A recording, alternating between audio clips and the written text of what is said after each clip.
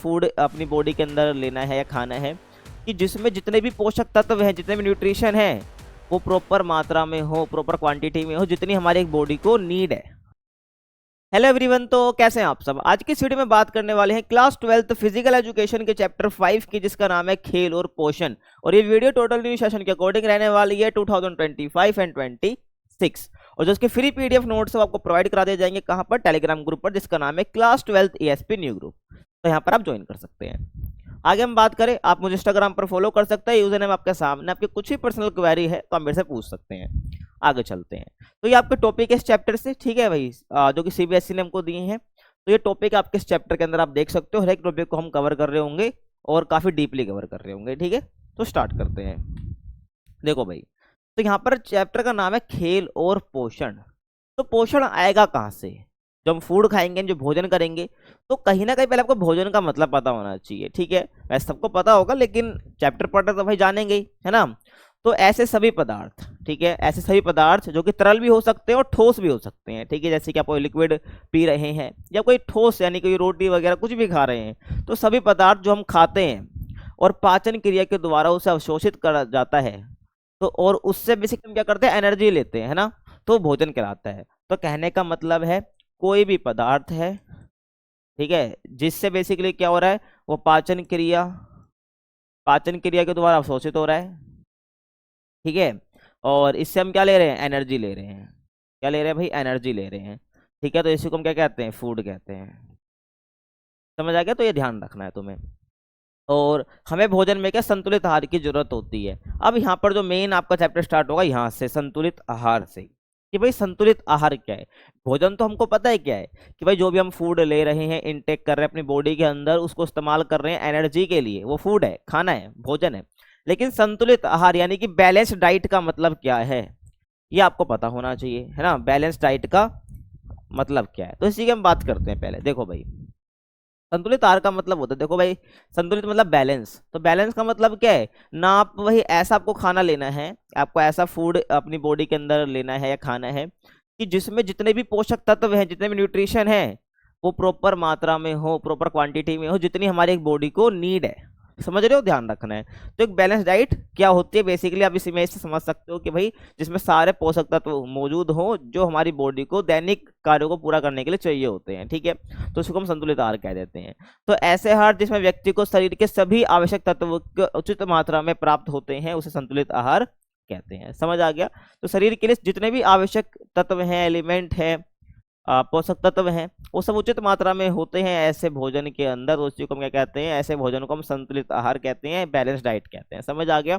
आगे मैं बात करूं तो संतुलित आहार एक ऐसा आहार है जिसमें क्या पर्याप्त मात्रा में पोषक तत्व होते हैं जिनकी हमें आवश्यकता होती है, बता चुका हूं। और संतुलित आहार की जब हम बात करते हैं ना, उसके अंदर हमारा वसा आ जाता है, प्रोटीन आ जाता है, कार्बोहाइड्रेट आ जाता है, पानी आ जाता है, फाइबर आ जाता है, विटामिन आ जाता है एंड खनिज आ जाता है, ठीक है। तो हिंदी में तो विटामिन बोलते हैं ना, लेकिन इंग्लिश में जब इसको लिखते हैं ऐसे, तो इसको हम विटामिन नहीं पढ़ते हैं, विटामिन पढ़ते हैं, ठीक है। ध्यान रखना है, बहुत बेसिक है। तो जब हम संतुलित आहार की बात करते हैं तो हमारे भोजन के अंदर ये सब चीज़ें मौजूद होती हैं, ठीक है ना, जो कि हमारी बॉडी को चाहिए होती है डेली बेसिस पर, जितने भी काम करते हैं उसके लिए, ठीक है। समझ आ रहा है? तो अपना संतुलित आहार हो जाएगा। नेक्स्ट मैं बात करूँ पोषण की, ठीक है भाई। देखो यहाँ पर मैं बात कर रहा हूँ किसकी, संतुलित आहार की मैंने बात करी, तो वहाँ पर एक वर्ड आया पोषक तत्व, है ना। तो पोषक तत्व क्या है, जो हमको एनर्जी देते हैं, ठीक है भाई, जो हमको चाहिए होते हैं डेली बेसिस पर, हमारे जो बॉडी फंक्शन करती है उसके लिए। तो पोषण कहीं ना कहीं क्या है, जिसको हम न्यूट्रिशन बोलते हैं, ठीक है, जो हमको हमारी बॉडी को चाहिए होता है, हम बोलते हैं ना प्रॉपर न्यूट्रिशन लो, यानी कि प्रॉपर तरीके से पोषित करो अपने शरीर को, तो वहाँ पे पोषण चाहिए होता है। समझ आ रहा है? तो पोषण बेसिकली क्या है, तो भोजन में उपस्थित पोषक तत्वों का अध्ययन है। समझ आ गया? जो पोषक तत्व हमारे आहार में होते हैं उसको हम संतुलित आहार कह देते हैं, ठीक है, उचित मात्रा में जब होते हैं। और इसी पोषक तत्व के अध्ययन को हम पोषण कहते हैं, कि भाई कौन सा पोषक तत्व कितना हेल्पफुल होता है हमारी बॉडी के लिए। और ये बेसिकली एक गतिशील प्रक्रिया जिसमें भोजन को खाना, पचाना, अवशोषित करना और उन सभी पोषक तत्वों का उपयोग वृद्धि और विकास के लिए किया जाता है। आपको पता होगा, देखो जैसे कि मैं क्या बता रहा हूँ, तो पोषक तत्व का अध्ययन बेसिकली आपका पोषण, आपको पता है गतिशील प्रक्रिया। कहने का मतलब गतिशील क्यों, क्योंकि जब हम खाना खा रहे हैं, पचा रहे हैं, उसको अवशोषित कर रहे हैं, उसको अपनी वृद्धि और विकास के लिए यानी ग्रोथ एंड डेवलपमेंट के लिए उसको यूज कर रहे हैं, तो बेसिकली ये एक रुकी हुई प्रक्रिया थोड़ी है, पूरा लंबा प्रोसेस है ना। तब जाके क्या प्रॉपर न्यूट्रिशन हमें हमारी बॉडी को मिल रहा होता है। समझ आ गया? तो यही बेसिकली पोषण है, ध्यान रखना है। आगे मैं बात करूं, देखो भाई, तो पोषक तत्व अपना पोषण हो गया।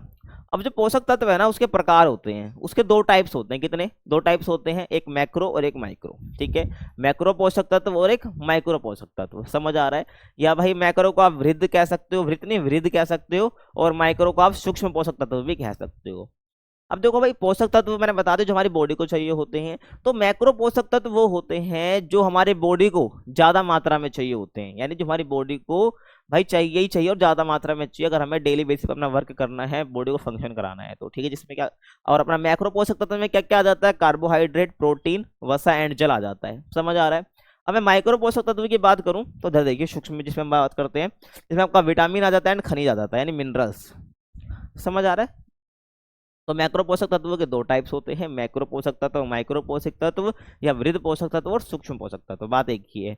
मैक्रो जो ज्यादा मात्रा में चाहिए होते हैं, ये मैंने बता दिया नाम। माइक्रो जो कम मात्रा में चाहिए होते हैं लेकिन बॉडी के लिए बहुत एसेंशियल होते हैं, यानी जरूरी होते हैं, तो उसमें विटामिन और खनिज आपका आ जाएगा, समझ आ रहा है? तो आपको ध्यान रखना है।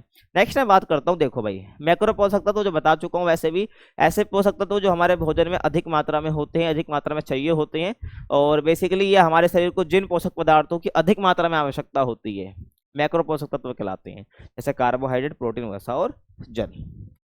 माइक्रो वही है, तो ऐसे पोषक तत्व जिनकी हमारे शरीर को अत्यंत अल्प मात्रा में आवश्यकता होती है, बहुत अल्प मतलब कम, अल्प मतलब कम है ना, तो इसको कम मात्रा में आवश्यकता होती है बेसिकली हमारी बॉडी को, तो इसी को हम क्या कहते हैं भाई? सूक्ष्म पोषक तत्व कहते हैं, या माइक्रो पोषक तत्व कहते हैं, जैसे कि विटामिन एंड खनिज। ठीक है भाई, आगे चलते हैं। अब वृत्त पोषक तत्व आप देख लो, अब इनके बारे में हम डिटेल में पढ़ रहे होंगे धीरे धीरे करके। ठीक है, तो वृत्त पोषक तत्व ये होते हैं कार्बोहाइड्रेट, प्रोटीन, वसा, जल। तो हम बारी बारी करके इनके बारे में जान रहे होंगे भाई, कार्बोहाइड्रेट क्या है, प्रोटीन क्या है, वसा क्या है, जल क्या है, क्या हमारी बॉडी में इंपैक्ट डालते हैं, किस प्रकार से हमें जरूरत होती है, तो सभी की हम बात कर रहे होंगे। देखो भाई, पहले मैं बात करता हूँ कार्बोहाइड्रेट की, किसकी? कार्बोहाइड्रेट की। तो कार्बोहाइड्रेट हमारे आहार का मुख्य हिस्सा होता है, सीधी सी बात है भाई। कार्बोहाइड्रेट जो हमारे भोजन का जो हम खा रहे होते हैं उसका एक इंपॉर्टेंट हिस्सा है, और ये हमारे शरीर को तुरंत ऊर्जा प्रदान करता है। तो क्वेश्चन अगर आ जाए तुमसे, पूछ ले भाई, मैक्रो पोषक तत्व का कौन सा तत्व जो है हमें तुरंत ऊर्जा प्रदान करता है, तब का आ जाएगा भाई कौन सा? कार्बोहाइड्रेट। क्या आ जाएगा? कार्बोहाइड्रेट आ जाएगा, है ना? ध्यान रखना है, तो कार्बोहाइड्रेट ध्यान आपको रखना है।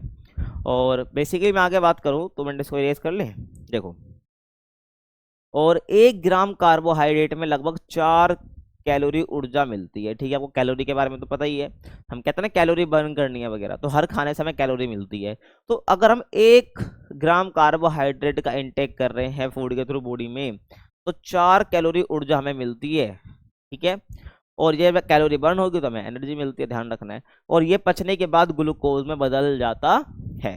ठीक है, तो कार्बोहाइड्रेट जो है बेसिकली हमारा जो पचने के बाद जब डाइजेशन पूरा हो जाता है तो ये ग्लूकोज में परिवर्तित हो जाता है, ध्यान रख लेना है। ठीक है, वैसे आपको पता भी होना चाहिए कि जो अपना फूड आप खा रहे हो उसको, आप तो खा रहे हैं भाई बिल्कुल हार्ड सब्सटेंस एक तरह से, मतलब रोटी वगैरह खा रहे हो जो भी, तो वो बेसिकली उसको क्या करता है, हमारा जो माउथ है टीथ के जरिए उसको क्या करता है? चबाता है। तो उसको सिंपलर सब्सटेंस में, सिंपलर सब्सटेंस का मतलब होता है छोटे छोटे टुकड़ों में उसको बांट देता है ताकि इजीली वो क्या डाइजेशन हो जाए। तो जब हमारा खाना जो डाइजेशन होता है ना वो ग्लूकोज की फॉर्म में होता है, और ग्लूकोज की फॉर्म में हमारी पूरे डिफरेंट ऑर्गन्स को जा रहा होता है, ये आपको पता होना चाहिए। ठीक है, तो ऐसे कार्बोहाइड्रेट हमारे भोजन का पार्ट है, तो ये ग्लूकोज में बदल जाता है, ध्यान रखना है। आगे मैं बात करूं, अब कार्बोहाइड्रेट के प्रकार होते हैं, क्या होते हैं भाई? प्रकार होते हैं, टाइप्स होते हैं, जिसको हम बांटते हैं एक साधारण कार्बोहाइड्रेट में और आपका जटिल कार्बोहाइड्रेट में। क्या? साधारण कार्बोहाइड्रेट और जटिल कार्बोहाइड्रेट। तो जब मैं साधारण कार्बोहाइड्रेट की बात करता हूं तो उसमें ग्लूकोज, फ्रुक्टोज, सुक्रोज और माल्टोज होते हैं। ठीक है, और ये पानी में घुलनशील होते हैं, ध्यान रखना। तो जब मैं बात कर रहा हूँ साधारण कार्बोहाइड्रेट की, तो ग्लूकोज, फ्रुक्टोज, ठीक है, और आपका सुक्रोज और माल्टोज, ये बेसिकली आपके साधारण कार्बोहाइड्रेट है, ध्यान रखना। वही आपके यहाँ कार्बोहाइड्रेट की ही बात हो रही है जो कि इनके नाम है जिनका हम साधारण कार्बोहाइड्रेट में क्लासिफाई कर देते हैं, और ये पानी में घुलनशील होते हैं। अब साधारण कार्बोहाइड्रेट तुमको मिलेंगे कैसे? रसीले फल से, गन्ने से, चुकंदर से, आम और अनाज से, समझ आ गया? जटिल कार्बोहाइड्रेट की बात करूं तो ये पानी में घुलनशील बिल्कुल भी नहीं होते हैं। ठीक है भाई, और इनमें स्टार्च, ग्लाइकोजन और सेलुलोज प्रमुख होते हैं, समझ आ गया? ऐसे सोर्स की बात कर लूं तो आलू, शकरकंद, चुकंदर, गेहूं, समझ आ गया। तो यहाँ से हमें क्या मिलता है, बेसिकली जटिल कार्बोहाइड्रेट मिलता है। अगर आप ये सब खा रहे हैं तो आपको साधारण कार्बोहाइड्रेट मिलेगा, जिनको हम ग्लूकोज, फ्रुक्टोज, सुक्रोज, माल्टोज कह रहे हैं। बेसिकली जटिल कार्बोहाइड्रेट जब आपका पानी में अघुलनशील होता है और ये स्टार्च, ग्लाइकोजन या सेलुलोज के सेलुलोज के रूप में बेसिकली क्या है, ये अवशोषित होता है हमारी बॉडी के अंदर। अगर आलू, शकरकंद और आपका चुकंदर, गेहूं आदि बेसिकली इसके एग्जाम्पल है। अगर आप ये खाते हो तो जटिल कार्बोहाइड्रेट आपको प्राप्त होता है। समझ आ रहा है। तो कार्बोहाइड्रेट के प्रकार आपको ध्यान रखने हैं। अब कार्बोहाइड्रेट के मुख्य कार्य क्या है, मतलब कि बेसिक फंक्शन बेसिकली क्या है कार्बोहाइड्रेट के, भाई कार्बोहाइड्रेट क्यों जरूरी है, इसके फंक्शंस क्या है। देखो भाई, पहला है ऊर्जा प्रदान करना। क्या ऊर्जा प्रदान करना की मतलब हमें अब जो हम कार्बोहाइड्रेट खा रहे हैं तो उसका पहला ले रहे हैं बॉडी के अंदर, उसका पहला फंक्शन क्या है, एनर्जी प्रोवाइड करना बॉडी को। समझ आ रहा है। तो कार्बोहाइड्रेट का मुख्य कार्य है विभिन्न शारीरिक कार्यों के लिए ऊर्जा प्रदान करना, एनर्जी देना। 1 ग्राम कार्बोहाइड्रेट में 4 कैलोरी ऊर्जा होती है, बता चुका हूँ। तो ऊर्जा प्रदान करने वाले में सब बात आपको बतानी है। और हमारे भोजन से प्राप्त होने वाली कुल कैलोरी का 60 से 70% भाग कार्बोहाइड्रेट प्रदान करता है। समझ रहे हो। तो कार्बोहाइड्रेट हमारे आहार के अंदर एक बहुत इंपॉर्टेंट एलिमेंट है, ध्यान आपको रखना, इंपॉर्टेंट तत्व है। क्यों? क्योंकि हम जितना भी भोजन खा रहे हैं उसका 60 से 70% भाग कार्बोहाइड्रेट ही प्रदान करता है, मतलब कैलोरी का। ठीक है, टोटल कैलोरी का। ठीक है, टोटल कैलोरी का, टोटल कैलोरी का ध्यान रखना है। कितना भाई? 60 से 70%। ठीक है, 60 से 70%, 60-70% बेसिकली कैलोरी का हमें कार्बोहाइड्रेट से ही मिल रहा है। समझ आ रहा है। आगे चलते हैं। दूसरा काम, प्रोटीन को अन्य कार्यों के लिए मुक्त करना। ठीक है, दूसरा काम क्या, जो प्रोटीन है, जो प्रोटीन भी हम खाते हैं उसको क्या अन्य कार्य के लिए मुक्त करना, मतलब कि फ्री कर देना। कहने का मतलब ये, जब हम प्रॉपर मात्रा में कार्बोहाइड्रेट नहीं लेंगे जो कि जितनी हमारी बॉडी को नीड है, तो होगा क्या भाई, जो प्रोटीन है ना, जो प्रोटीन का बेसिकली काम होता है वो उसे छोड़कर जो कार्बोहाइड्रेट जो नीड फुलफिल करता है हमारी बॉडी की, तो प्रोटीन करने लग जाएगा। और जो प्रोटीन का काम बॉडी के अंदर होता है वो छूट जाएगा। समझ रहे हो ना। तो इसलिए क्या है, प्रोटीन को अन्य काम के लिए मुक्त करना, मतलब जो इसका काम वही वो करे बॉडी के अंदर, इसके लिए उसको फ्री करना। ठीक है, अगर कार्बोहाइड्रेट नहीं लेंगे तो क्या होगा भाई, प्रोटीन अपने काम को छोड़ के इधर अपना जो बॉडी में जो कार्बोहाइड्रेट पूर्ति करता है हमारी बॉडी के अंदर उसको करने लग जाएगा। तो वही बात है, यदि हम कार्बोहाइड्रेट की उचित मात्रा में नहीं लेते हैं, कार्बोहाइड्रेट अगर हम प्रॉपर क्वांटिटी में नहीं लेते तो प्रोटीन अपने मुख्य कार्य को छोड़कर, जो उसका बेसिकली काम क्या होता है, कोशिकाओं की मरम्मत करना। ठीक है, रिपेयरिंग ऑफ टिश्यूज। ठीक है, रिपेयरिंग ऑफ टिश्यूज यानी कि उत्तकों का कोशिका उत्तकों की मरम्मत करना। ठीक है भाई, ध्यान रखना। उसका मेन काम होता है प्रोटीन का। तो ये प्रोटीन का काम है, लेकिन कार्बोहाइड्रेट हमारी ऊर्जा को प्रदान करता है बॉडी के अंदर। तो अगर प्रॉपर न्यूट्रिशन हम प्रॉपर मात्रा में अगर हम नहीं लेते हैं कार्बोहाइड्रेट, तो होगा क्या भाई, तो जो प्रोटीन अपना काम छोड़कर यहाँ पे लग जाएगा। तो वही कहने का मतलब है, तो हमारे शरीर को ऊर्जा प्रदान करने लगेगा अपने मुख्य काम को छोड़कर प्रोटीन। तो इसलिए क्या, कार्बोहाइड्रेट हमें उचित मात्रा में लेनी चाहिए। और हम कह सकते हैं कि भाई कार्बोहाइड्रेट प्रोटीन को अन्य कार्यों के लिए जो उसके काम है उसके लिए उसको मुक्त कर देता है, फ्री कर देता है। तो ये आपको ध्यान रखना है। नेक्स्ट मैं बात करूं वसा के उपयोग में सहायता। वसा क्या होता है भाई, फैट। पढ़ोगे आगे वसा के बारे में। तो वसा का मतलब क्या है, बेसिकली फैट है ना। तो शरीर में वसा के सही उपयोग के लिए भोजन में कार्बोहाइड्रेट की कुछ मात्रा का होना आवश्यक है।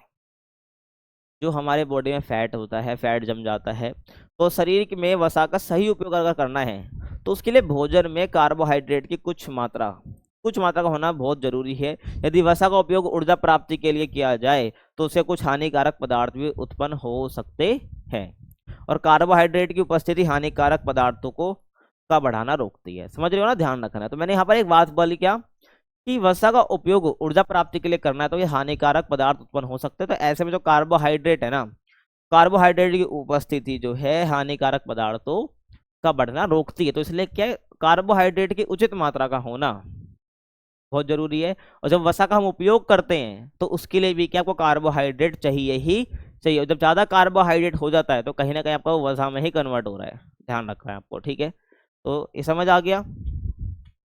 अब हम बात करते हैं भाई प्रोटीन। क्या? प्रोटीन। ठीक है, कि भाई प्रोटीन के कार्य क्या है। देखो, तो प्रोटीन बेसिकली एक विरुद्ध पोषक तत्व है, पता है आपको। और प्रोटीन हमारे पाचन क्रिया संस्थान के द्वारा अमीनो एसिड में बदल दिए जाते हैं। तो अपना जो पाचन क्रिया संस्थान है, जहाँ से पूरा डाइजेशन का प्रोसेस होता है, तो उसके द्वारा जो प्रोटीन है बेसिकली उसको किस में बदल दिया जा रहा है, अमीनो एसिड में। ठीक है, ध्यान रखना है, किस में बदल दिया जा रहा है, अमीनो एसिड में बदल दिया जा रहा है, ध्यान रखना है। और आगे मैं बात करूं, और बेसिकली ये क्या है, 23 अमीनो एसिड होते हैं। तो प्रोटीन को जो भाई हम बदल रहे हैं अमीनो एसिड में, तो टोटल 23 अमीनो एसिड होते हैं, जिनमें जिनमें बेसिकली जो 9 है, क्या, जिनमें जो 9 है बेसिकली अमीनो एसिड आहार में अवश्य उपलब्ध होने चाहिए। तो इन 23 में से जो प्रोटीन हम ले रहे हैं वो अमीनो एसिड में बदल दिए जा रहे हैं, तो 23 अमीनो एसिड होता है टोटल। तो भाई इनमें से 9 अमीनो एसिड तो बेसिकली हमारे आहार में होने ही चाहिए। मतलब जो प्रोटीन हम खा रहे हैं तो उसमें 9 अमीनो एसिड में तो बदलना ही है, तो कम से कम 9 अमीनो एसिड तो आहार में होने ही चाहिए, हमारे फूड में होने ही चाहिए, हमारी डाइट के अंदर होने ही चाहिए, समझ रहे हो। और इन अमीनो एसिड्स का प्रयोग शरीर के द्वारा रक्त, मांसपेशियों, नाखूनों, आपका जो त्वचा है, आपके जो बाल हैं, ठीक है, उसके आंतरिक अंगों के निर्माण के लिए किया जाता है। तो मैंने क्या बताया तुम्हें कि भाई जो प्रोटीन का काम बेसिकली क्या होता है, भाई ऊतकों का निर्माण करना, उनकी मरम्मत करना, ठीक है।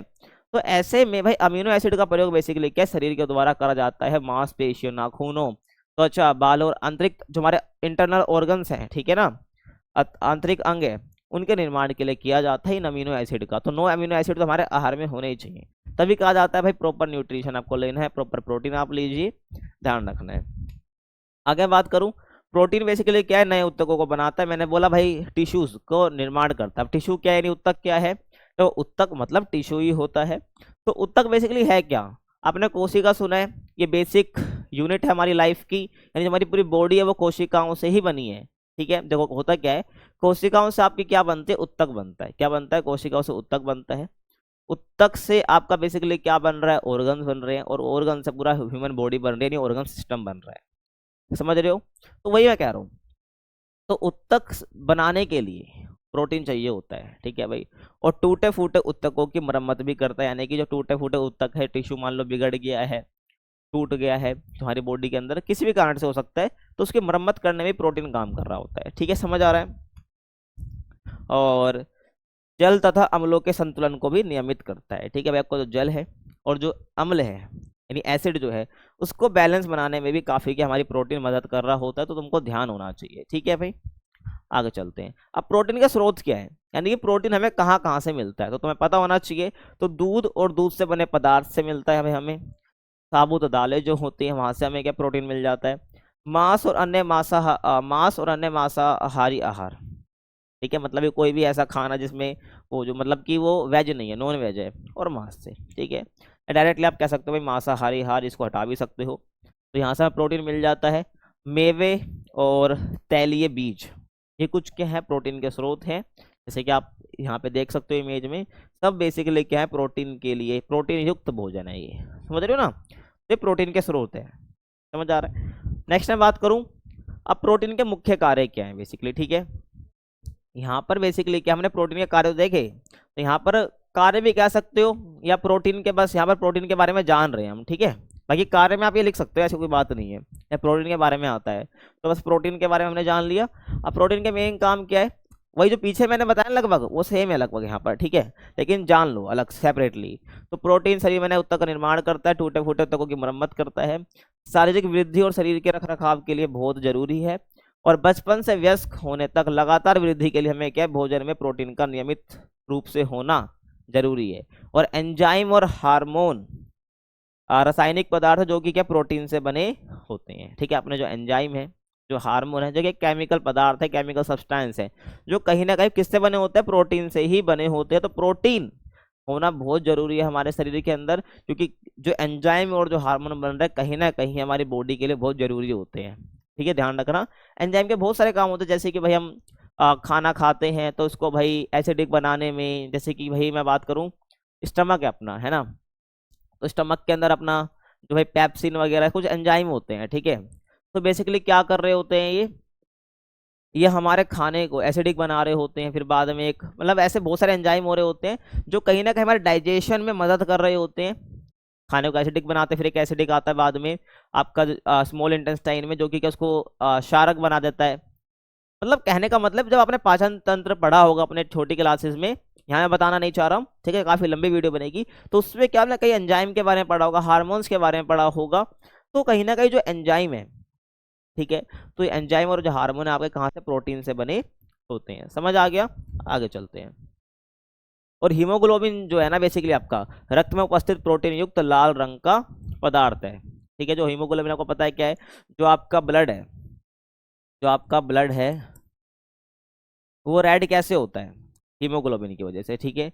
जो आपका हीमोग्लोबिन की मदद से, ठीक है, ध्यान रखना है। हीमोग्लोबिन की मदद से ही आपका जो है ब्लड जो है वो रेड होता है।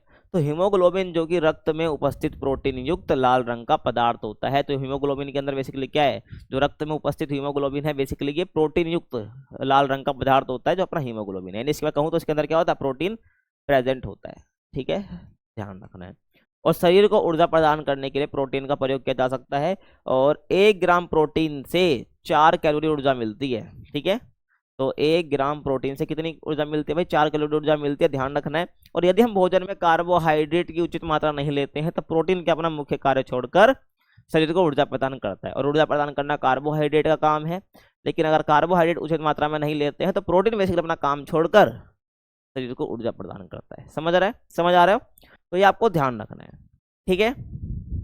आगे चलते हैं, वसा की बात करते हैं हम। क्या वसा की बात करें तो वसा भी एक वृहद पोषक तत्व है, मैक्रो पोषक तत्व है। और वसा शरीर की अनेक क्रियाओं के लिए अत्यंत आवश्यक होता है। समझ रहे हो? तो वसा जो बेसिकली ना फैट, तो अनेक क्रियाओं के लिए अत्यंत आवश्यक है, बहुत जरूरी है। 1 ग्राम वसा से 9 कैलोरी ऊर्जा मिलती है। प्रोटीन और उससे तो आपको 4 कैलोरी मिलेगी, लेकिन वसा की बात करो तो 9 कैलोरी ऊर्जा आपको मिलती है। और वसा जो है ना बेसिकली हमें गर्म रखती है, ठीक है भाई। और कोमल अंगों को सुरक्षा भी प्रदान करती है, सपोर्ट प्रदान करती है।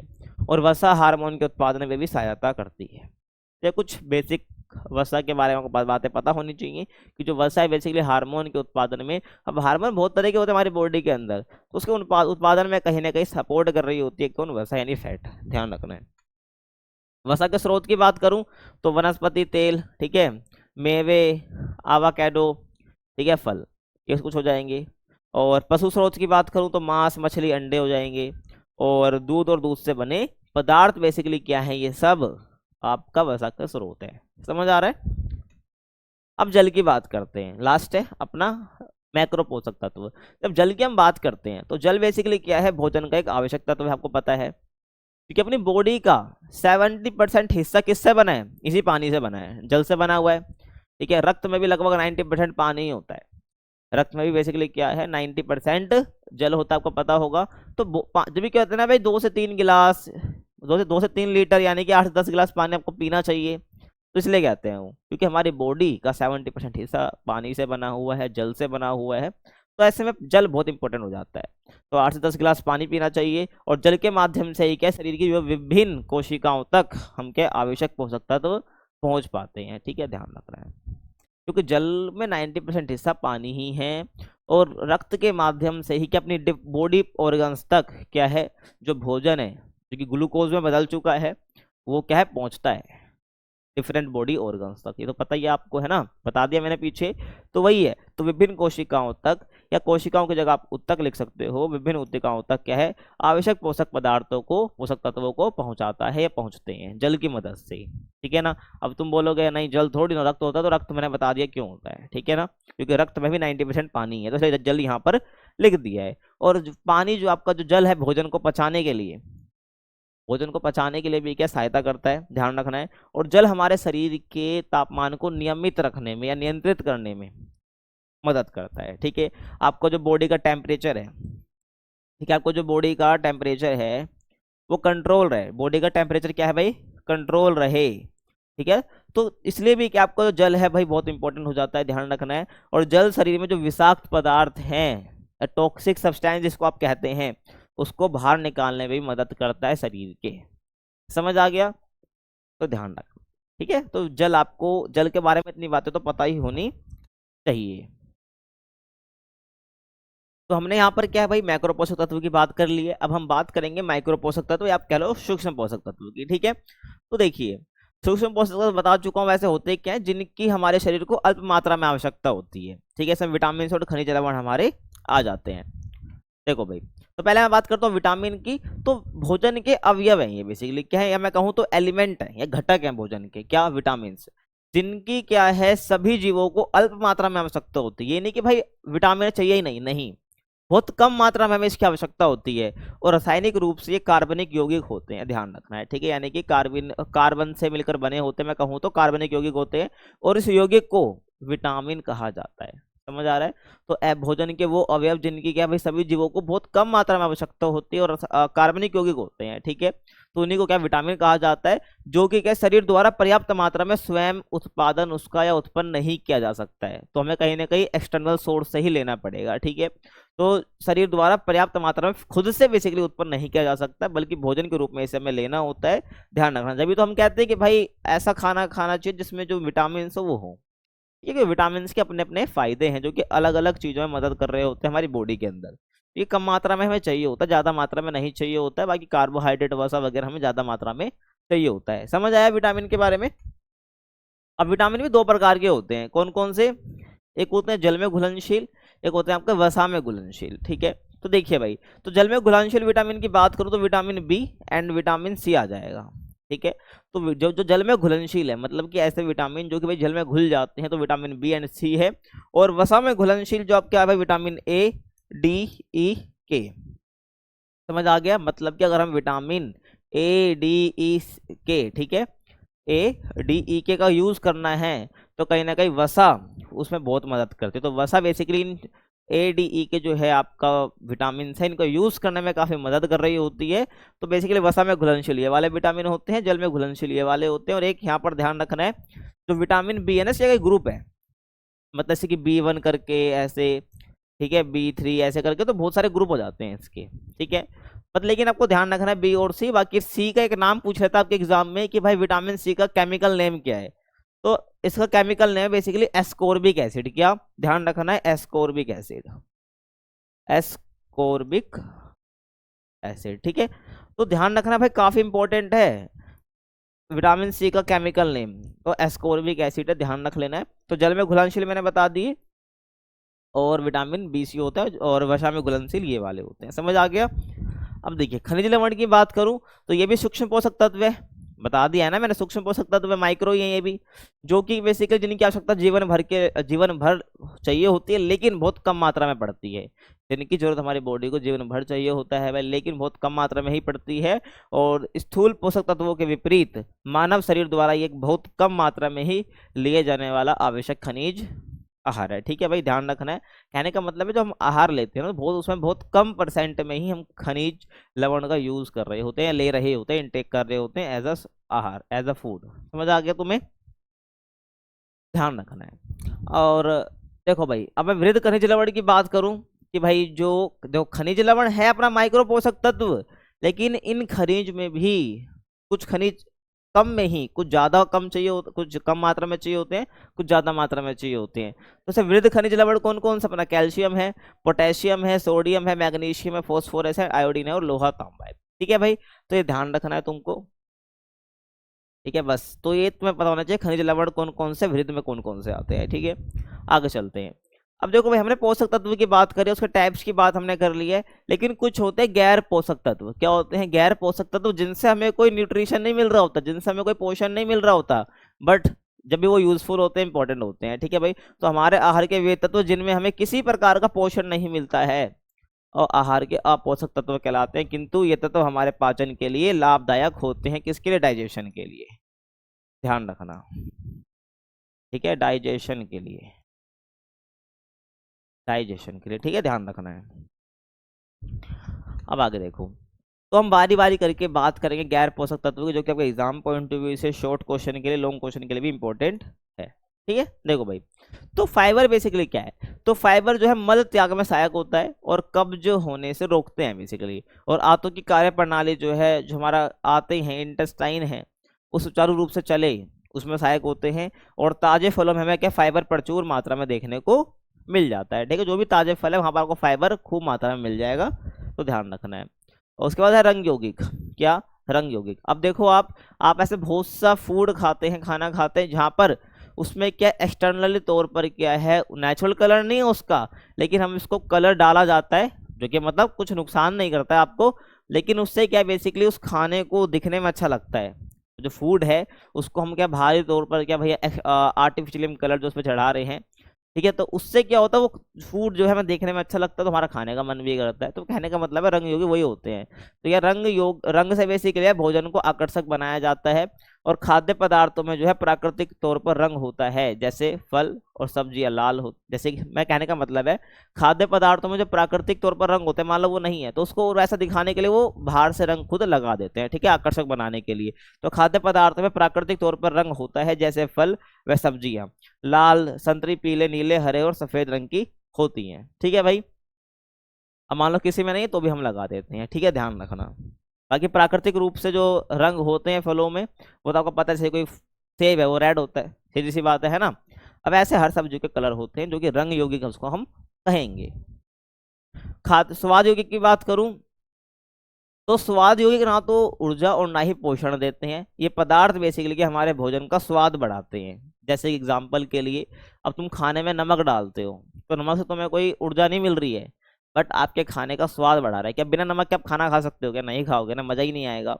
तो स्वाद यौगिक क्या होते हैं भाई, जो कि हमें ऊर्जा नहीं देते, ना ही हमें पोषण देते हैं, बट हमारे खाने को, हमारे फूड को अच्छा स्वादिष्ट टेस्टी बना रहे होते हैं। तो ये पदार्थ हमारे भोजन का स्वाद बढ़ाते हैं। जैसे दूध में हम चाय डालकर, चाय डालने का मतलब है चाय पत्ती से, ठीक है, या सब्जी में नमक डालकर उसका स्वाद बढ़ाया जाता है। तो ये बेसिकली स्वाद यौगिक का एग्जाम्पल है, ठीक है। पादप यौगिक की बात करूं तो देखो भाई, पादप यौगिक भाई ऐसे होते हैं जो जिनमें गैर पोषक तत्व पाए जाते हैं, यानी पादप यौगिक, ठीक है, जिनमें बेसिकली कुछ ऐसे होते हैं जिनमें के कोई भी हमें न्यूट्रिशन देखने को नहीं मिलता है। तो बहुत से पादप यौगिक लाभदायक या हानिकारक प्रभाव डाल सकते हैं। अब देखो भाई फायदा कैसे, जैसे कि विभिन्न शोधों से ये सिद्ध हुआ है कि बहुत से पादप यौगिक कैंसर की रोकथाम करते हैं, ठीक है भाई। तो जितने पादप यौगिक हैं, जितने मतलब कि कह सकते हो, पादप यौगिक कहने का मतलब है जितने भी प्लांट्स वगैरह हो गए, ठीक है, जो हरे कलर के होते हैं, तो कहने का मतलब है उनसे क्या कहीं ना कहीं वो हानिकारक भी होते हैं, लाभदायक भी होते हैं। जैसे लाभदायक में बात कर लिया भाई, बहुत से पादप यौगिक कैंसर के लिए, कैंसर की रोकथाम के लिए मदद करते हैं, ठीक है। तो नेक्स्ट टॉपिक में बात करूं, अगला जो टॉपिक है भार नियंत्रण के लिए भोजन, ठीक है भाई। तो ये टॉपिक भी इंपॉर्टेंट है कि भाई अगर हमें भार को, अपने जो वेट है उसको नियंत्रण में रखना है, कंट्रोल में रखना है, तो उसके लिए कौन सा भोजन हमें खाना चाहिए, मतलब कितना लेना चाहिए, सब इसकी हम बात कर रहे होंगे, ठीक है, इसकी इंपॉर्टेंस क्या है, ठीक है, समझ आ रहा है। तो भार नियंत्रण के लिए भोजन, तो यदि किसी व्यक्ति का भार सामान्य से अधिक हो जाता है, ठीक है, तो कहीं ना कहीं वह कई प्रकार के रोग से ग्रसित हो जाता है। जैसे कि मोटापा हो गया, आपका मधुमेह, मधुमेह मतलब क्या होता है, डायबिटीज होता है, ठीक है भाई, थर्ड चैप्टर में बताया तो मैंने, उच्च रक्तचाप यानी कि हाई ब्लड प्रेशर आदि। तो ऐसे में शरीर का भार सामान्य होना चाहिए। समझ रहे हो मैं क्या कह रहा हूँ? तो शरीर का भार सामान्य होना चाहिए। और तुम्हें 11th में मैंने बताया है कि भाई जो बीएमआई से बीएमआई हम जब निकालते हैं, हमें पता चल जाता है कि भाई स्टेज क्या, ओबेसिटी की स्टेज क्या होती है, ओबेसिटी 2, ओबेसिटी 3, नॉर्मल वेट का जब होता है तो हम कहते हैं कि इतना बीएमआई उसका होना चाहिए। समझ रहे हो ना? तो जैसे कि यहाँ पर मैंने तुम्हें बताया था क्या, कि यदि किसी व्यक्ति का जो भार है, किसी व्यक्ति का जो बीएमआई है बेसिकली वो 19 से 25 के बीच में है, ठीक है, तो बेसिकली उसको क्या भार हम कैसे बोलते हैं, स्वस्थ भार हम बोलते हैं, है ना भाई। तो किसी का 19 से 25 तक है या 24.5 तक है, ऐसे होता है, ठीक है, आपको ध्यान रखना, टेबल आपने देखी होगी। तो उसको हम क्या बोलते हैं, स्वस्थ, यानी एक हेल्दी वेट बोलते हैं, स्वस्थ भार बोलते हैं बॉडी का। तो अगर इससे ज़्यादा है या इससे कम है 19 से, ठीक है, लगभग 18.5 से कम है, तो कहीं ना कहीं बेसिकली क्या, आपको जो है भार आपको नियंत्रण करना ही पड़ेगा। कम है थोड़ा बढ़ाना पड़ेगा, ज़्यादा है थोड़ा कम करना पड़ेगा, नॉर्मल तो आपको लाना ही पड़ेगा, ठीक है। तो कहीं ना कहीं क्या, अगर आप कम नहीं करते हैं तो आपको कहीं ना कहीं बहुत सारी बीमारियों का सामना करना पड़ सकता है, जो कि हेल्दी नहीं है, आपकी जो लाइफ एक्सपेक्टेंसी है उसको कम करती है ये, ठीक है। आगे चलते हैं। तो भार नियंत्रण के उपाय क्या है बेसिकली, ठीक है भाई, आप खुद सोच रहे हो भाई अब जो वेट है उसको कंट्रोल करना है, तो उसके उपाय क्या क्या हो सकते हैं। देखो भाई, पहला है व्यायाम करना चाहिए। व्यायाम मतलब कि एक्सरसाइज करनी चाहिए। जब आप रेगुलर एक्सरसाइज करेंगे तो बेसिकली क्या होगा, आपको जो भार नियंत्रण में ही रहेगा। कम कैलोरी लेना, कुछ फूड ऐसा होता है जिसको हम खाते हैं ना तो बहुत कैलोरी मिलती है, और जितनी हम कैलोरी ले रहे हैं ना भाई उसको बर्न भी करना होता है। बर्न करने के लिए मतलब कैलोरी जब खा रहे हो उसको यूज भी तो करो। उसको यूज करने के लिए बेसिकली क्या है, आपको एक्सरसाइज वगैरह करनी होती है, और आप एक्सरसाइज तो करते नहीं है, तो इसलिए क्या भाई कम कैलोरी ही लेनी चाहिए, मतलब कि भोजन थोड़ा कम खाना चाहिए, और जंक फूड से बचना चाहिए, बार बार नहीं खाना चाहिए, और अधिक कार्ब वाला भोजन नहीं लेना चाहिए, ठीक है, ध्यान रखना। ठीक है। और उसके बाद मादक पदार्थ का उपयोग आपको नहीं करना चाहिए, मतलब कोई भी नशीले पदार्थ है उसका यूज नहीं करना है। और सक्रिय दिनचर्या होनी चाहिए, मतलब कि एक्टिव आपका दिनचर्या होना चाहिए। ये नहीं कि बस पड़े हो बिस्तर पे पढ़े ही जा रहे हो, ठीक है। पढ़ने का मतलब है लेटे हुए हो, ठीक है ना, स्टडी की बात नहीं हो रही है यहाँ पे। भाई बिस्तर पे आप लेटे हुए पूरी रात आप ऐसे ही बिता रहे हो, या आप एक जगह पे बस काम कर रहे हो बैठ कर, मतलब कुछ भी समझ रहे हो ना, कोई मूवमेंट ज़्यादा नहीं है, तो आपका सक्रिय दिनचर्या नहीं है। तो आपको ध्यान रखना है। कुछ ये क्या उपाय हैं: व्यायाम ना करना, कम कैलोरी वाला जंक फूड से बचना है, बार बार नहीं खाना है, अधिक कार्ब वाला भोजन भी नहीं करना है, और मादक पदार्थ भी नहीं लेना है, और सक्रिय दिनचर्या आपकी होनी चाहिए। ये कुछ क्या है आपके बातें आपको पता होनी चाहिए। अब अल्पाहार यानी कि डाइटिंग, क्या अल्पाहार यानी कि डाइटिंग ये क्या है, इसकी हम बात करेंगे। तो भाई आपने देखा होगा कि भाई बहुत से जो लोग हैं वो बहुत कम खाना खाते हैं, और खाते भी क्या है, ग्रीन मतलब कि हरी चीज़ें खाते हैं, ज़्यादा हरी सब्जियां वो खा रहे होते हैं। कुछ भी ऑयली वगैरह वो नहीं खा रहे होते हैं, क्योंकि वो डाइटिंग पे होते हैं, क्योंकि वो कहीं ना कहीं अपना, हाँ, अपना जो वेट है उसको कम करने की बात कर रहे होते हैं, ठीक है। मतलब डाइटिंग पे वो रहते हैं क्योंकि उनका वेट बढ़ गया होता है, कि अपने आपको हेल्दी मेंटेन या फिटनेस को मेंटेन करने के लिए ऐसा वो कर रहे होते हैं, ठीक है। समझ आ गया होगा। जैसे मैंने इस वीडियो में दिखाया था, यहाँ पर वो खाना कितना क्या खा रहा है देखो, बस थोड़ा सा खाना, वो भी हरा खाना है, ठीक है, सब्जी जैसा खाना है, तो उसको ये खा रहा है। तो अल्पाहार का एग्जाम्पल है, ध्यान रखना है। तो अल्पाहार यानी डाइटिंग बेसिकली है क्या? तो क्या हम अपने शरीर को फिट दिखने के लिए भाई, या अच्छे पर्सनैलिटी बनाने के लिए बेसिकली करते हैं, अल्पाहार शुरू करते हैं, जिसको हम डाइटिंग बोलते हैं, ठीक है। अच्छी पर्सनैलिटी के लिए या फिट दिखने के लिए बेसिकली हम ऐसा करते हैं। और ये बेसिकली क्या, वजन कम करने के उद्देश्य से ही किया जाता है, जो कि तुम्हें मैंने पीछे बताया अभी, है ना। तो बेसिकली डाइटिंग बेसिकली वजन कम करने के लिए करा जाता है। कई बार शुरू में वजन कम होने लगता है, लेकिन बाद में फिर बढ़ने लग जाता है, क्योंकि भाई कुछ दिन तक तुम कंट्रोल करोगे उतना तुम्हें क्या वजन थोड़ा कम होता दिख जाएगा, लेकिन एक टाइम ऐसा आएगा फिर तुम डाइटिंग छोड़कर फिर तुम्हारा वजन जो है कुछ टाइम के बाद बढ़ना लग जाएगा। तो तुमने जिसके लिए डाइटिंग करी थी वो तुम्हारा लक्ष्य बिना पूरे हुए ही वजन तुम्हारा बढ़ने लग जाता है। अब अल्पाहार के लिए खतरे क्या आ सकते हैं, मतलब कि जब डाइटिंग हम करते हैं तो इससे कौन कौन से खतरे हो सकते हैं आपको समझ रहे हो भाई, क्योंकि हम क्या करते हैं अपनी पर्सनैलिटी के लिए डाइटिंग करते हैं। तो अल्पाहार के खतरे यानी कि भाई कौन कौन से बेसिकली हानिकारक प्रभाव आपके ऊपर हो सकते हैं, इसकी बात हम करनी है। तो देखो भाई, पोषण की कमी हो सकती है अगर आप कम खाना खाएंगे डाइटिंग के चक्कर में, या वजन घटाने के चक्कर में, पर्सनैलिटी के चक्कर में, तो आपको प्रॉपर न्यूट्रिशन नहीं मिलेंगे, तो पोषण में कमी हो सकती है। एक वक्त का भोजन छोड़ना, आदत पड़ सकती है भाई कि आप एक टाइम का भोजन छोड़ रहे हैं, तो इससे कहीं ना कहीं आपके जो शरीर की रिक्वायरमेंट होती है पूरी नहीं हो पाएगी। कैलोरी कम करना, ठीक है, आपकी जो बॉडी है उसको कैलोरी बिल्कुल ही कम हो जा रही है। सूखा रोग आपको हो सकता है, कमजोरी आ सकती है, और खनिज यानी कि मिनरल्स की कमी हो सकती है। तो आपको ध्यान रखना है, ठीक है। कुछ के अल्पाहार के खतरे हैं ये, जिसके बारे में आपको पता होना चाहिए। अब भोजन असहनशीलता क्या है? भोजन असहनशीलता क्या, देखो भाई, तो हमारे भोजन में उपस्थित ऐसे तत्व जिन्हें हमारा शरीर आसानी से पचा नहीं पाता है, उसे भोजन असहनशीलता कहा जाता है।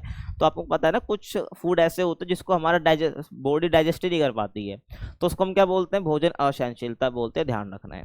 नेक्स्ट मैं बात करूं, भोजन असहनशीलता के कारण क्या है भाई, what are the main reason of भोजन असहनशीलता। तो हमारे शरीर में कुछ ऐसे एंजाइम होते हैं जो भोजन के तत्वों को तोड़कर उनके अवशोषण का कार्य करते हैं। जैसे कि सबसे अच्छा एग्जाम्पल, जब हम खाना खाते हैं, ठीक है भाई, तो हमारे जब हम उसको अपने टीथ से उन्हें टुकड़े टुकड़े कर दे, उसको सिंपलर फॉर्म में तोड़ दिया, तो हमारा जो सलाइवरा होता है, ठीक है, जो कि सलाइवरी ग्लैंड से निकल रहा होता है, जो हमारा सलाइवा होता है बेसिकली, वो क्या भाई उसको मिला रहा होता है, क्या सलाइवा उसको मिक्स कर रहा होता है खाने के साथ। तो वो कहीं ना कहीं जो है थोड़ा हमारे जो है फूड पाइप जो होता है अपना, जो आहार नालिका होती है, उसके थ्रू हमारे फिर जो है डाइजेशन की प्रक्रिया चालू होती है, मतलब कि फिर हमारा वो स्टमक में, फिर स्मॉल इंटेस्टाइन में, तो ऐसे जा रहा होता है, समझ रहे हो ना। तो जैसे कि यहाँ पर सलाइवा था, ये भी एक एंजाइम की तरह ही काम कर रहा होता है, तो वही बता रहा हूँ। तो उसको क्या है, जो भोजन के तत्वों को तोड़कर उनके अवशोषण का कार्य करते हैं, लेकिन ये एंजाइम कम हो जाते हैं, ठीक है। तो ऐसे में क्या भोजन असहनशीलता हो जाती है, जब ये एंजाइम कम हो जाते हैं, जो कि भाई कहीं ना कहीं भोजन के तत्वों को तोड़कर उनको एक सिंपल फॉर्म में बदल रहे, ताकि वो आसानी से पाचन क्रिया में शामिल हो जाए, पच जाए। लेकिन जब वो एंजाइम कम हो जाते हैं तो आपको भोजन असहनशीलता देखने को मिल जाता है। और एंजाइम की कमी जन्मजात भी हो सकती है, या बाद में भी हो जाए, ठीक है ना, या किसी दवाई के साइड इफेक्ट्स के कारण भी ये हो सकती है आपके एंजाइम में कमी। समझ आ गया। अब खेल कूद में हार, ठीक है, जो टॉपिक आपके एग्जाम में है, मतलब कि टॉपिक आपके सिलेबस में दे रखे हैं, वही सब करा रहा हूँ। कोई बस हो जाना कि एक्स्ट्रा टॉपिक हमने करा दिए।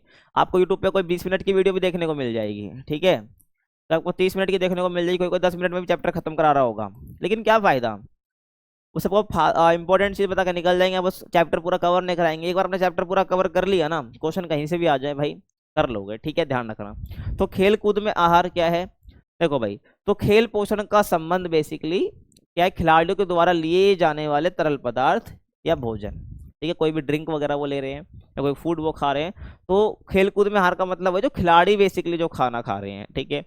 और मात्रा संबंधित है, मतलब ये कितनी मात्रा में वो ले रहे हैं। तो खेल पोषण का मतलब बेसिकली खिलाड़ियों द्वारा लिए जाने वाले तरल पदार्थ या भोजन के प्रकार, कि किस प्रकार का ड्रिंक या किस प्रकार का भोजन वो ले रहे हैं और कितनी मात्रा में ले रहे हैं, तो उससे संबंधित है बेसिकली। और ये कई खेल प्रशिक्षण कार्यक्रमों का महत्वपूर्ण अंग होता है, यानी कि प्रॉपर तरीके से खाना खाना, खेलकूद में जो न्यूट्रिशन चाहिए होता है उसको लेना, इनटेक करना अपनी बॉडी के अंदर, तो ये प्रशिक्षण यानी कि ट्रेनिंग का एक इंपॉर्टेंट पार्ट होता है, ध्यान रखना है ना। आगे मैं बात करूं, और इसका अधिक प्रयोग शक्ति तथा सहन क्षमता वाले खेलों में किया जाता है, ठीक है भाई। तो खेलों में जो आहार है की बात हम कर रहे हैं, जो पोषण की हम बात कर रहे हैं, जैसे हम ऐसे डाइट की हम बात कर रहे हैं जो कि पर्टिकुलर हर गेम के लिए अलग अलग होती है, तो इसका प्रयोग जो हम खेल आहार की बात कर रहे हैं वो शक्ति और सहन क्षमता वाले खेलों में किया जाता है, मतलब कि जिसमें ज़्यादा शक्ति, जिसमें ज़्यादा सहन क्षमता की जरूरत होती है। सहन क्षमता मतलब होता है एंड्योरेंस, ठीक है भाई, बिना थकने की स्थिति में हमें काम करना है तो हमें सहन क्षमता बढ़ानी होती है। जब हम बिना थके देर तक काम हम कर पा रहे हैं, तो इसका मतलब हमारी सहन क्षमता ज़्यादा है। तो हमारी सहन क्षमता जिसमें ज़्यादा लग रही है, शक्ति जिसमें ज़्यादा लग रही है, ऐसे खेलों के लिए हमें भाई क्या खेल आहार चाहिए होते हैं ज़्यादा मात्रा में, या प्रशिक्षण के वक्त जो हमको सिखा रहे होते हैं तो वहाँ पर हमें डाइट बताई जाती है। तो ध्यान रखना, बेसिकली मेजर जो है आपके शक्ति और सहन क्षमता वाले खेलों में ही ऐसे आहार का प्रयोग करा जाता है।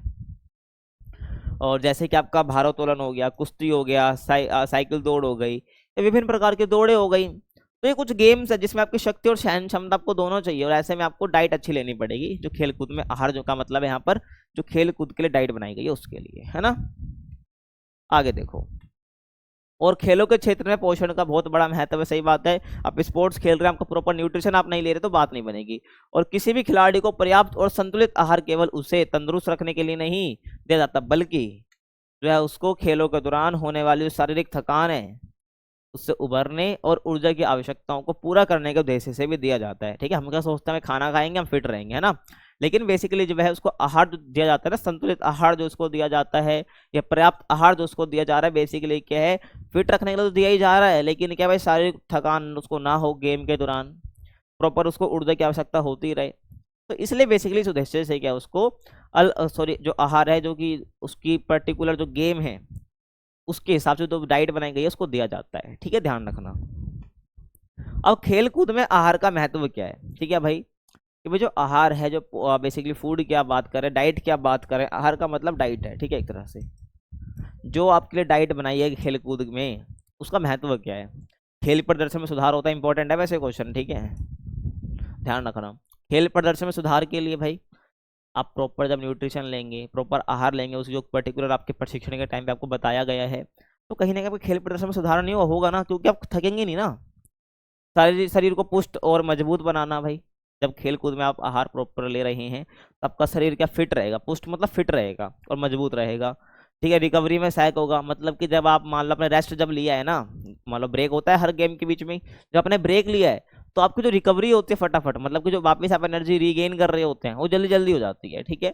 और शरीर अनुकूलन का मतलब यहाँ पर किससे है कि भाई जैसे कि मान लो आप प्रॉपर तरीके से आहार अपना ले रहे हैं, डाइट आप ले रहे हैं ना, तो आपका जो शरीर है ना वो हर एक एनवायरनमेंट में क्या अडेप्ट हो जाता है, आपका शरीर क्या अनुकूलन बन जाता है। अनुकूलन का मतलब अडेप्टिव, तो शरीर आपका अडेप्टिव नेचर का बन जाता है, समझ रहे हो, कि हर चीज़ को वो अडेप्ट करने लग जाता है जैसा एनवायरनमेंट उसको मिल जाए। और शरीर में पानी की कमी से बचता है, जब आप प्रॉपर तरीके से डाइट लेते हैं तो कहीं ना कहीं डाइट में आपका तरल पदार्थ भी आता है ना, सीधी सी बात है, तो शरीर में जो पानी की कमी होती है उससे भी आपको बचाता है खेल कूद में आहार जो आपको दिया जाता है। समझ आ गया, ध्यान रखना है। तो यहाँ पर जो है आपका जो चैप्टर है फिनिश होता है, आपको समझ आया होगा। कुछ भी डाउट है तो एक बार वीडियो को फिर से देख लीजिए, कुछ भी समझ नहीं आया, एक वर्ड भी समझ नहीं आया तो प्लीज़ कमेंट करें, कमेंट में आपको उसका आंसर जरूर मिल जाएगा, उसका मतलब क्या है पता चल जाएगा, ठीक है, ध्यान रखना है। बाकी चैप्टर खत्म हो चुका है, आपको भी खुशी हो रही है, मुझे भी हो रही है। बाकी मिलते हैं नेक्स्ट चैप्टर में, और वीडियो पसंद आई तो चैनल को लाइक शेयर सब्सक्राइब कर सकते हो। मिलते हैं अगली वीडियो में, तब तक के लिए कीप वॉचिंग।